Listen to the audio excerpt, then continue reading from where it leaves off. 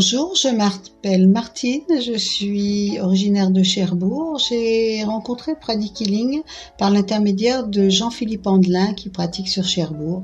Nous étions ensemble à un même rendez-vous puisqu'une association nous avait demandé de faire une conférence.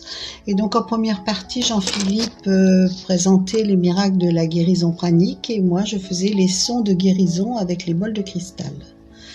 À la suite de cette rencontre, Jean-Philippe m'a proposé de venir pratiquer la méditation des cœurs jumeaux.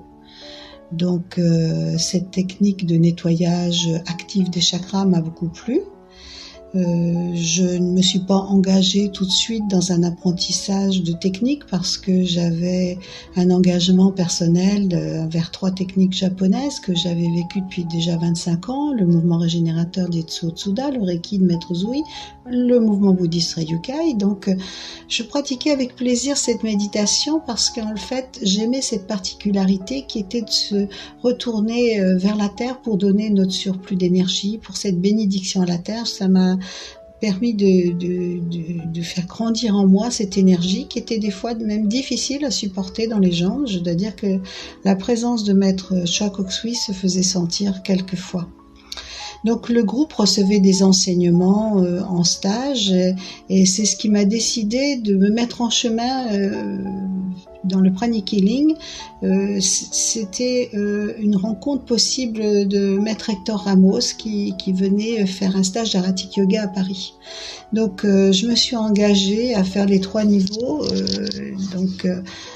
la guérison pranique, la guérison pranique par les couleurs, la psychothérapie, et puis il m'est arrivé une aventure quand même, c'est qu'à la suite du stage de psychothérapie, donc le 3e stage, dès le lundi matin, ma sœur me téléphone, elle avait un grave souci, elle était sourde depuis 8 jours et elle m'annonçait qu'elle n'allait pas venir avec moi au grand rassemblement bouddhiste que nous avions à Nantes. Alors forcément, je me suis dit, il n'y a pas de hasard, c'est peut-être le moment, je vais mettre en expérience ce que j'ai appris ce week-end. J'y suis allée avec un cœur grand ouvert, j'ai fait comme si elle était devant moi, assise sur un tabouret en hauteur, et là, quelle ne fut pas ma surprise de ressentir vraiment la présence de Maître Choa Kok Sui qui m'accompagnait dans ce soin. C'est vrai que j'étais juste sous sa photo, qui était dans ma pièce où je pratique, et je sentais vraiment cette présence active.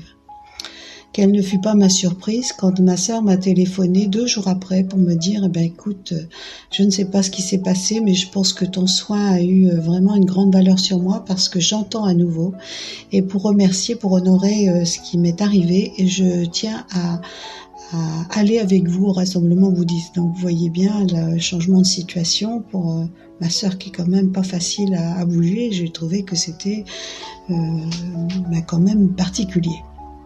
Donc je tiens vraiment à remercier Jean-Philippe pour son engagement auprès de nous, pour sa patience, sa tolérance, mais aussi sa détermination et dans tout ce qu'il nous apporte pour mettre en mouvement une régularité, une profondeur dans cet enseignement. Merci surtout aussi à Yolanda puisqu'elle nous avait bien reçus à Paris et continue à nous faire des méditations en ligne où on est toujours les bienvenus.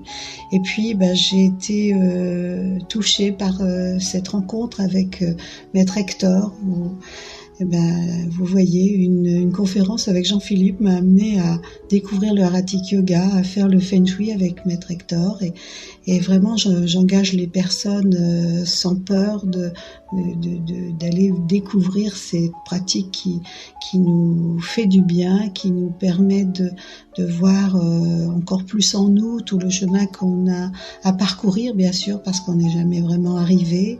Tout ce travail intérieur pour arriver à la bienveillance, à la tolérance, à la patience. Et je remercie toute l'équipe de m'avoir accueilli aussi chaleureusement.